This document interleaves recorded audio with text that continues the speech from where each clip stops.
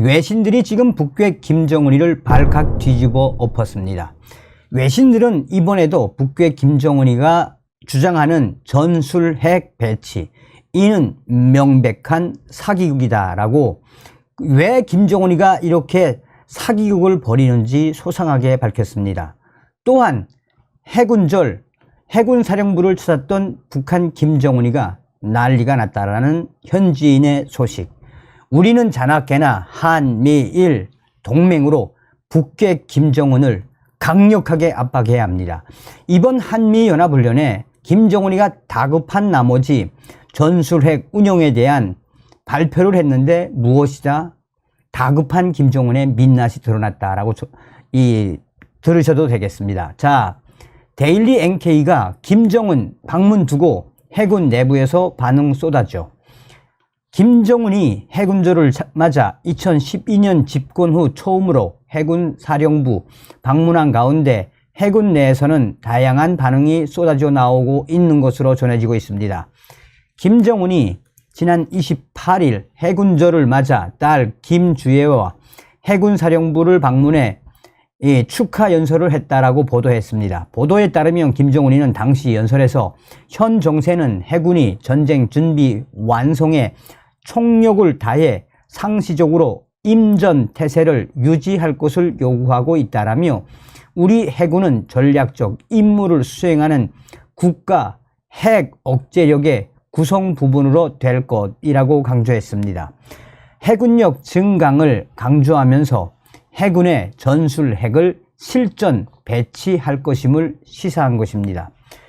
데일리 NK 북한 내부 군 소식통은 이를 두고 해군 속에서는 신형 무기와 배가 있어도 전쟁을 치를 연유, 기름이 없는데 어떻게 전쟁 준비를 완성할 수가 있겠나라며, 배나 장비, 기재도 충분해도 연유, 이 기름이 없으면 파철 덩어리에 불과하다라는 말이 나왔다라고 전하고 있습니다. 특히 해군 내에서는 지금 조선 해군 전체가 보유하고 있는 연유량이, 기름량이 전쟁이 터지면 하루나 이틀밖에 못 버틸 양이라는 이야기도 나오고 있다라며, 또 해상 전투 시 자폭을 해서라도 승리하기 전까지는 돌아오지 말라고 하는데, 연유가 없으니 돌아올 때 쓸 기름이 없어서 어떻게 사상 교육하는 것 아니겠느냐라며 강력한 비판들이 터져 나오고 있다라고 전하고 있습니다. 연유 부족이 심각해 전투는커녕 훈련을 치르기도 어려운 실정이라는 게 해군 내부의 전반적인 평가이며, 대부분은 전쟁에 임할 수 있는 태세를 갖추려면 전시용 연유를 충분히 확보하는 것이 우선이라는 판단을 하고 있다는 얘기입니다. 이 밖에도 김정은이가 해군사령부를 방문한 이후에 해군 내에서는 남쪽이 막혀 있어 동서 함대가 연합작전이 안 되는데 사상 주입만으로 적을 파괴시킬 수 있겠나? 사상 정신만 강조할 것이 아니라 구체적인 전술, 작전이 필요하다라는 지적도 쏟아져 나오고 있다라고 소식통은 전했습니다. 김정은이가 축하 연설에서 사명을 수행함에 있어서 군사 기술적 장성이 동반되고 중시돼야 하지만 그보다 앞서 싸움은 정신, 사상적 대결이라며 사상 무장을 강조한 데 따른 강한 비판으로 해석되고 있습니다. 또한 소식통은 김주애에 대해서도 쓴소리를 쏟아냈습니다. 자제분은 항상 따님만 따라다니는데 아드님이 없다면 우리는 장차 여성 최고사령관을 모셔야 하는 것인가라며, 예전에 김정일 장군님께서 원수님과 함께 김정은과 함께 해군사령부 현지 지도 오셨을 때와 같은 의미로 자제분을 데리고 온 것이라면 여성 최고사령관이 나온다는 얘기인데, 과연 여성 최고사령관의 인민군대가 움직일지 모르겠다라는 반응들도 쏟아져 나왔다라고 전하고 있습니다. 자, 지금 북한 해군에 기름 없는 것도 기름 없는 거지만 거의 다 30년, 35년 된 고철덩어리 배들이 대부분이죠. 자, 북한이 조선중앙통신 등 관영 매체들 김정은이 지난 27일 해군조를 앞두고 해군사령부를 방문해 한 연설에서 한미일 3국 연합 훈련을 비난하며 해군력 강화를 강조했다고 보도했습니다.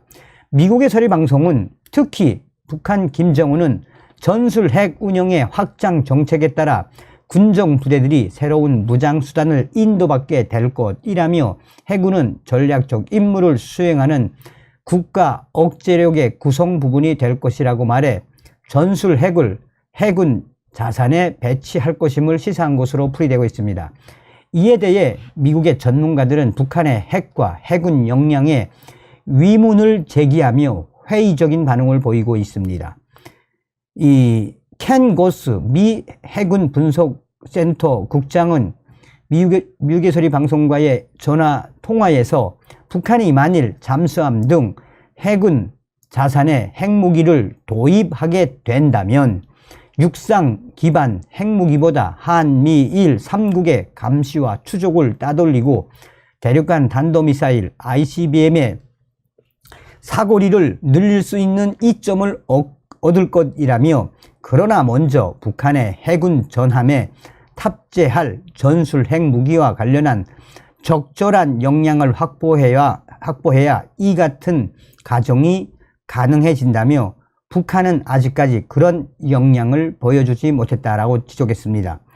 그러면서 북한은 전술 핵무기의 필수적인 핵탄두 소형화를 위한 7차 핵실험도 아직 실시하지 않았으며 핵탄두를 미사일에 결합하는 모습도 보여주지 못했다라며 사실상 김정은이가 거짓말을 하고 있다고 강조하고 있습니다. 아울러 완전한 핵 능력을 갖추기 위해 탄두의 대기권, 재진입 능력을 갖춘 미사일을 보유할 수 있는지, 또 그것이 재진입 과정에서 살아남을 수 있는지 역시 아직 검증되지 않았다라고 덧붙였습니다.